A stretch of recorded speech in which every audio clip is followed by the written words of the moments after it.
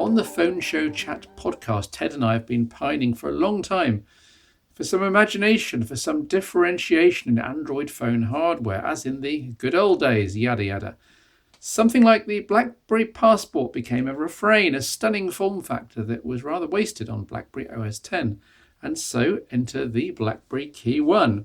It hasn't got the Passport's width or extra usable QWERTY keyboard, but at least it does have one. It has the Passport's capacitive sensibilities, plus it's just as solid and well designed. In short, could this be the differentiated smartphone that we've been looking for?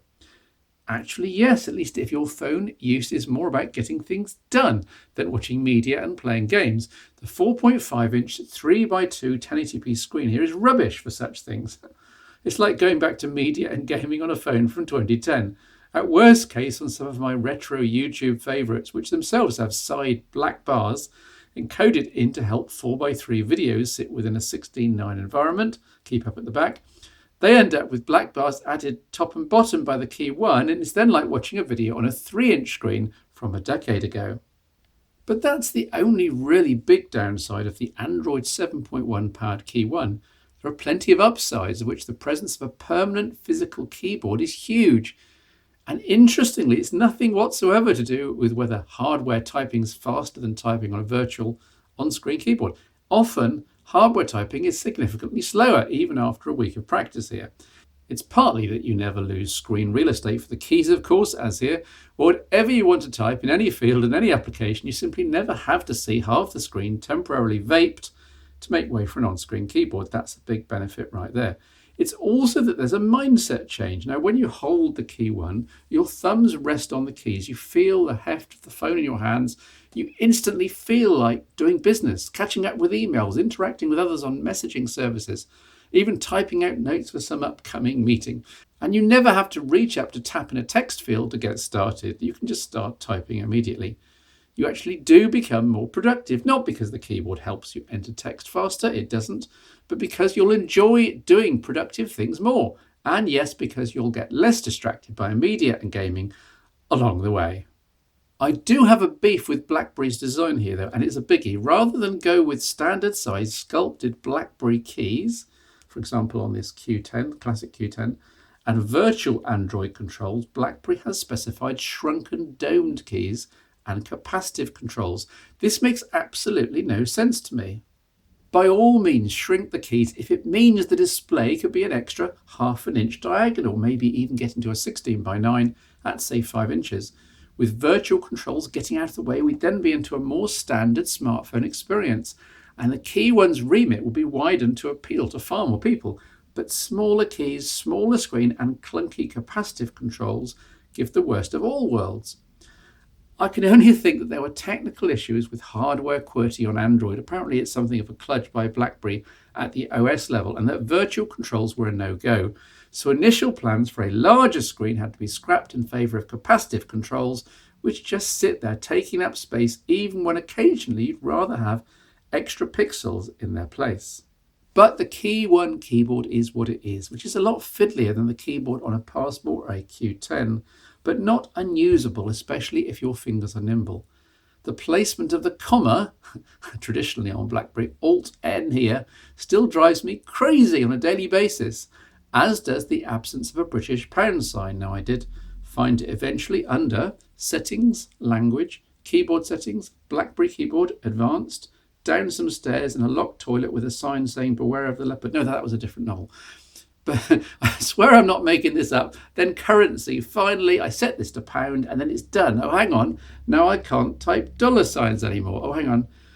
Press and hold dollar. I mean pound. I mean dollar. And then select.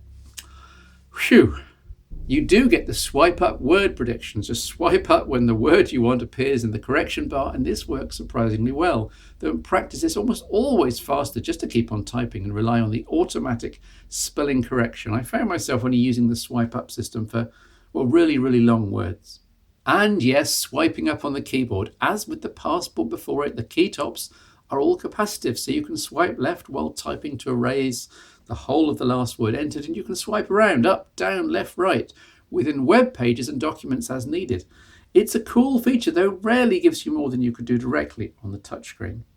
The keys are backlit, as you'd expect given the premium design, and using the KEYone at night is a genuinely cool, futuristic, and for 2017, downright unusual experience. The phone is built like a tank, as you'd expect from BlackBerry. The aluminium chassis is flat on the top, but all other corners and edges are curved, but not in a slippery way. And backing this up is a beautifully grippy textured back. It's not quite as non-slip as that on my old classic Q10, but it's a heck of a lot better than on most current glass and metal slippery flagships. The power wake button is on the left, which I'm still getting used to, though it's usually easier to use the fingerprint sensor built into the keyboard spacebar, since this also wakes things up.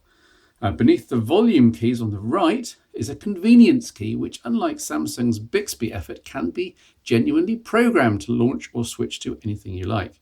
After some experimentation, I settled on launching the Super Device Search utility. Now, this is reminiscent of Palm OS's search function 15 years ago and searches everything on the device. So that you can type to find contacts, notes, calendar entries, emails, help entries, and, well, you get the idea. In fact, it's almost impossible to lose something on the KEYone. The extra key also acts as a mute when in a phone call, which is a nice physical touch and saves fiddling around on screen when in a group of people, perhaps organising something sensitive. Now, talking of quick launching and switching apps, long pressing the keyboard keys can also be assigned to specific functions or apps. Now, this sounds more useful than it actually is, since A, you've got to remember all the assignments, restricting them to perhaps a dozen. B, the long press only works from the home screens, from where you can usually, you can see the appropriate app icon to tap anyway. And C, finding out how to assign the shortcuts isn't trivial. They're found by opening the app launcher, then tapping on the settings icon, then on keyboard shortcuts, and so on.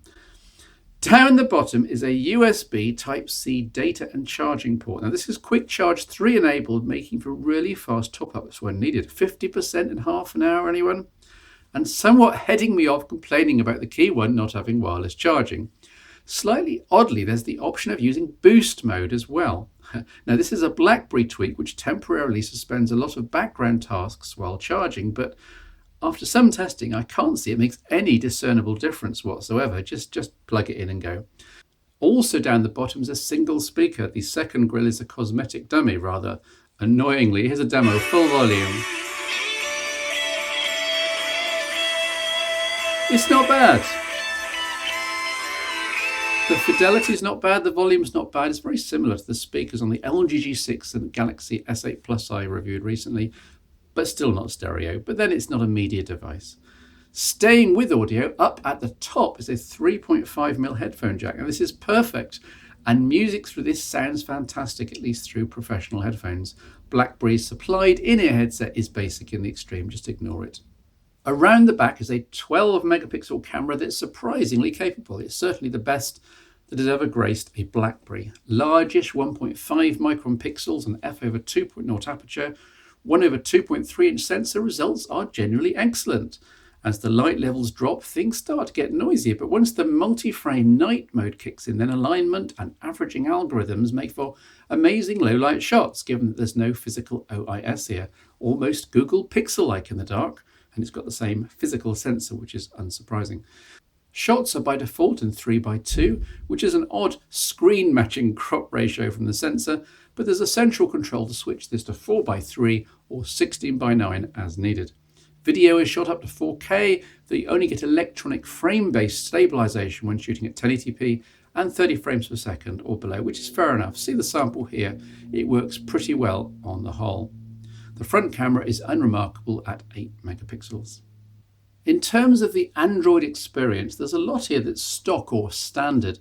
The only thing that BlackBerry duplicates is Calendar, presumably so that it can tie into the swipe out productivity pane here, with catch-up views of events, emails and tasks. Again, a nice idea, though I'm not sure how many users will actually use it.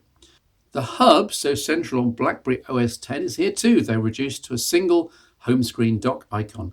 It amalgamates emails and messaging from a multitude of other chat-based social services, should you prefer everything being mixed up and thus treating incoming comms with equal priority.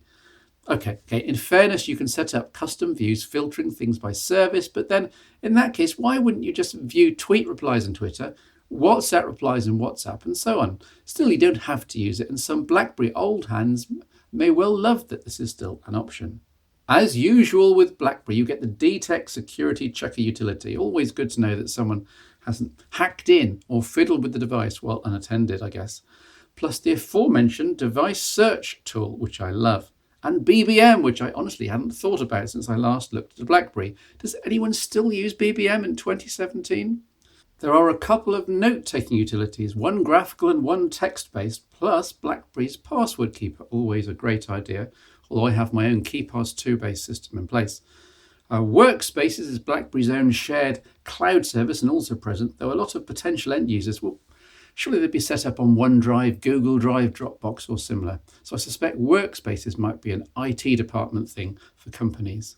Overall, BlackBerry's choices of add-on software over and above the wealth of apps that Google provides, and which are also pre-installed, BlackBerry's choices are sensible, and you can't really accuse the company of bloat. Finally, there's Power Center with shortcuts to various things you can do to optimize battery life, which I've left till last because it's superb. A 3500 mAh battery allied to the frugal Snapdragon 625 chipset and only 3 GB of RAM, together with the 1080p LCD screen, all add up to a well-balanced and efficient setup. In my 2 weeks of use, I regularly got through 2 days on a charge. Well done to all involved. It's essentially impossible to drain the KEYone's battery on the heaviest and longest day, which is one less worry for users. And all of this software works well on the unusual screen aspect ratio, just as with the LG G6 and Galaxy S8 Plus recently reviewed. Most Android apps now adapt perfectly to odd screen resolutions these days. Nowhere was content cut off. Even some games adapted to use the whole of the 3x2 screens. That's another worry averted. Disappointingly, there's no Google Assistant yet. Apparently it's coming in a software update soon. Until then, you'll have to make do with tapping the microphone in the Google search bar and using Google Now as usual. Storage is 32 GB built in, of which 20 GB is free out of the box, plus microSD, absolutely fine for the target user. What's demonstrably not fine for real jet setters is that there's no dual SIM option. You'd have thought this would have made sense for the international jet setting market. Maybe a missed opportunity.